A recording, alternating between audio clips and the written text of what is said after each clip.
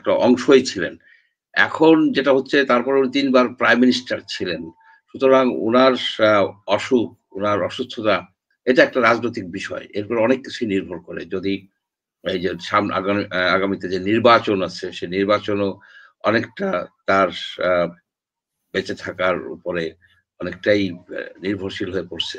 এখন এইখানে একটা জটিলতা সৃষ্টি হয়েছে। জটিলতাটা হচ্ছে যে একজন বয়োবৃদ্ধ লোক যদি অসুস্থ হয়, সিরিয়াসলি অসুস্থ হয় এবং ডাক্তাররা অনেকেই বলছেন যে উনি খুবই ক্রিটিক্যাল অর্থাৎ জীবন মৃত্যুর সন্ধিক্ষণে যে বলাটা হয়, একটা বাংলা ভাষায় একটা কথা আছে যে মৃত্যুর সাথে পাঞ্জা লড়ছেন একটা কথা আছে।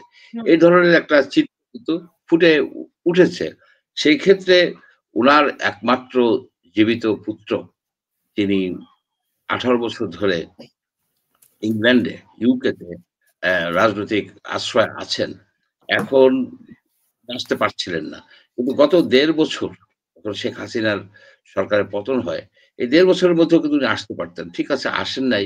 এখন তো উনার মায়ের সিরিয়াস আ অবস্থা। যেকোনো সময় কিছু একটা হয়ে যেতে পারে এমন কথাই আ ধারণা করা যায়। বিভিন্ন ডাক্তার এবং বিভিন্ন জনের কথায়। সেক্ষেত্রে উনি আসতেন না। এটা একটা মানে বেশ আ চাঞ্চল্যের সৃষ্টি করছে। তারপরে উনি যে একটা একটা ফেসবুকে একটা স্ট্যাটাস দিছেন যে উনার আশাটা উনার উপরে শুধু নির্ভর করে না, অনেক উম অনেকের উপরে নির্ভর করে। অনেক আ মানে ইয়ে আছে মানে কি বলবো যে স্টেক হোল্ডার্স সীমাবদ্ধতা আছে বা বা উনার হ্যাঁ।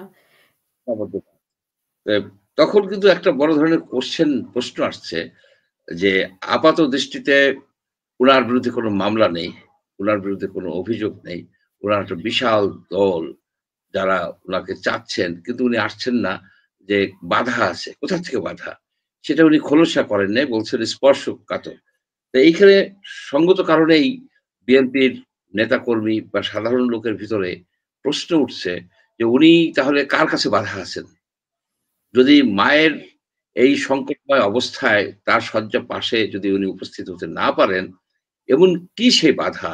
যে কঠিন বাধা। তো উনি জনগণের পাশে কিভাবে থাকবেন? এখন কেউ বলেন, আমরা কার রাজনীতি করলাম? এতদিন কার নির্দেশনা মেনে রাজনীতি করলাম? তারেক রহমানের নির্দেশনা মেনে বিএনপির নেতাকর্মীরা তো এই গত ১৮ বছর ১৫ বছর ধরে রাজনীতি করতেছেন। তো উনি কার নির্দেশে আবার রাজনীতি করেন? এই যে হুম। গোলকধাঁধা, এই যে মানে কে প্রশ্ন উনাকে নিয়ন্ত্রণ নানাবিধ করে? উনি বলছেন যে নিয়ন্ত্রিত। কে উনাকে নিয়ন্ত্রণ করছে? উনি মানে নিয়ন্ত্রিত উনি কার ব্যক্তি কাছে কিভাবে বাধা একটা পড়ে আছেন? যদি বাধাই পড়ে থাকেন, উনি যদি ব্ল্যাকমেইলের শিকার হন, ব্ল্যাকমেইলের শিকার হয় কারা? যারা কোন আ আ মানে দুষ্কর্ম করে, তারাই তো ব্ল্যাকমেইলের শিকার হয়। শিকার তো ব্ল্যাকমেইল আপনার তো ভালো লোককে তো ব্ল্যাকমেইল করা যায় না। তার কোন হুম। যদি চারিত্রিক দুর্বলতা থাকে বা নানাবিধ থাকে তাদেরকেই তো ব্ল্যাকমেইল করে। তো উনি হুম। কার কাছে ধরা আছেন? কি কারণে? সেই জিনিসটা তো এই প্রশ্ন কিন্তু উঠে আসছে। এরকম একটা ক্রিটিক্যাল অবস্থায় যখন উনার পরিবারের সবচেয়ে মানে অভিভাবক অ্যাকচুয়ালি বিএনপির মতো পার্টির মূল অভিভাবক কিন্তু এখন খালেদা জিয়া। এরকম অবস্থায় পড়ে আছেন। সেইখানে প্রশ্ন তোলাটাও কিন্তু আ আ ঠিক না।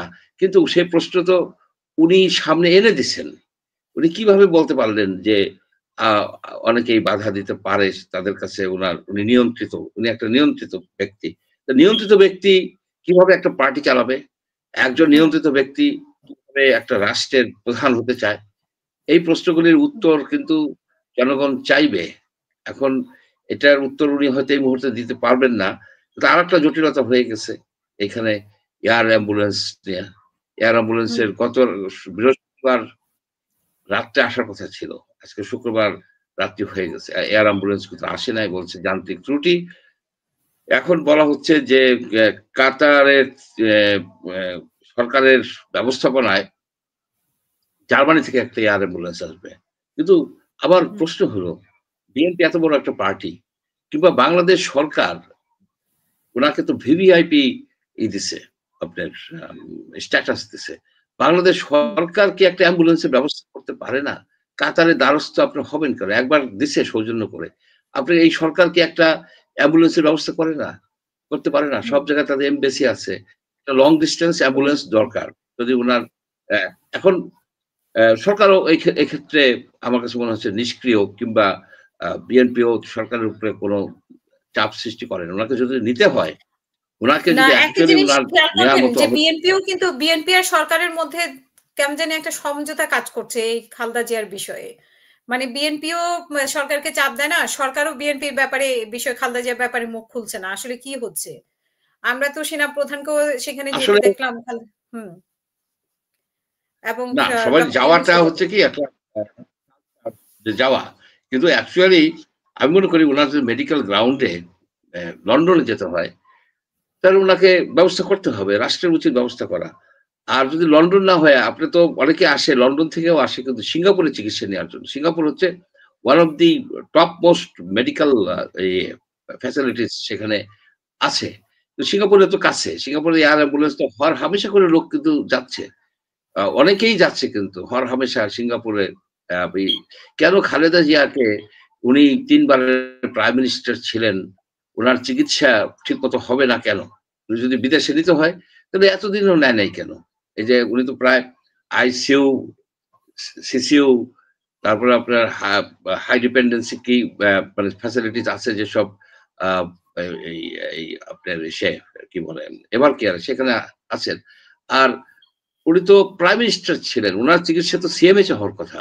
এ ধরনের ভিআইপিদের চিকিৎসা সাধারণত আ সিএমএইচে হয়। সেখানে অনেক রকমের ফ্যাসিলিটিস আছে। অনেক এক্সপার্ট আ আছে, বিশেষজ্ঞরা আছেন। যাই হোক, এটা হয়তো তাদের পারিবারিক ডিসিশন যে হুম, এভার কেয়ার হসপিটালে, প্রাইভেট হসপিটালে চিকিৎসা করাবেন।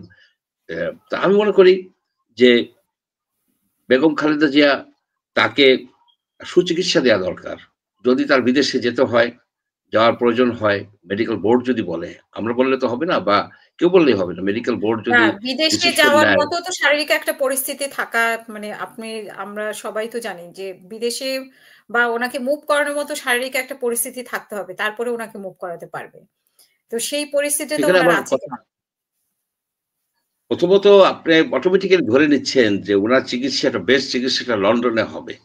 কেন লন্ডনে হবে? বেস্ট চিকিৎসা তো কাছাকাছিও হতে পারে। আপনার সিঙ্গাপুরে হতে পারে, ব্যাংককেও হতে পারে কিন্তু। সব অসম্ভব মানে তো লন্ডনকে কিছু বেছে না। নেওয়া এই যে তারেক রহমানের আর যেতে হবে না বা তারেক রহমানের আসা নিয়ে আর কোন প্রশ্ন থাকবে না। সেইটাই অনেকেই সেই কথাটা বলে। আমি সেটা মনে করি না। এটা মনে করাটা একেবারে খুবই মানে মনে হয় যে অ্যা পুত্র, একমাত্র জীবিত পুত্র, তার মা মৃত্যু শয্যায় বলা যায়। জীবন মৃত্যু সন্ধিক্ষণে উনি নানাবিধ যুক্তি দেখায় আসছেন না। এইটা উনার জন্য ভালো হচ্ছে না, এবং বিএনপি পার্টি হিসেবেও ভালো হচ্ছে না। একজন রাজনীতিবিদ হিসেবে এটা একটা বড় ধরনের ব্যর্থতা বলে গণ্য হবে। যে উনি যদি উনার মায়ের পাশে এসে দাঁড়াতে না পারেন, উনি দেশে কার পাশে এসে দাঁড়াবেন? কখন এসে দাঁড়াবেন? কি কারণেই বা দাঁড়াবেন? কি দরকারটা কি তাইলে? এটা মানে হাস্যকর হয়ে গেছে বলতে গেলে, একটা হুম। দুঃখজনক ঘটনার ভিতরে লন্ডন যাবে কি যাবে না। চিকিৎসা দিতে হবে, সবচেয়ে ভালো চিকিৎসা বাংলাদেশে হলে বাংলাদেশে দিবে। সবচেয়ে ভালো চিকিৎসা, এখন এই রোগীটাকে আপনি লন্ডনে যাওয়া মানে কি? প্রায় ৮ ঘন্টার flight, right? Flight time. Hmm. আর সিঙ্গাপুর হচ্ছে ১.৫ ঘন্টার ফ্লাইট। মিনিমাম ১০-১২ ঘন্টা বা ডাইরেক্ট যদি ১২ ঘন্টার আমি ফ্লাইট, জানি না এয়ার অ্যাম্বুলেন্স এ কতক্ষণ ১০-১২ লাগে। ঘন্টার ফ্লাইট। মিনিমাম ১০ আর ঘন্টা লাগার কথা। সিঙ্গাপুর কত? ১.৫-২ ঘন্টার ফ্লাইট টাইম এই হুম। এয়ার অ্যাম্বুলেন্সের। তো সিঙ্গাপুরেও নিতে পারত। কিন্তু এখন আমরা পাবলিক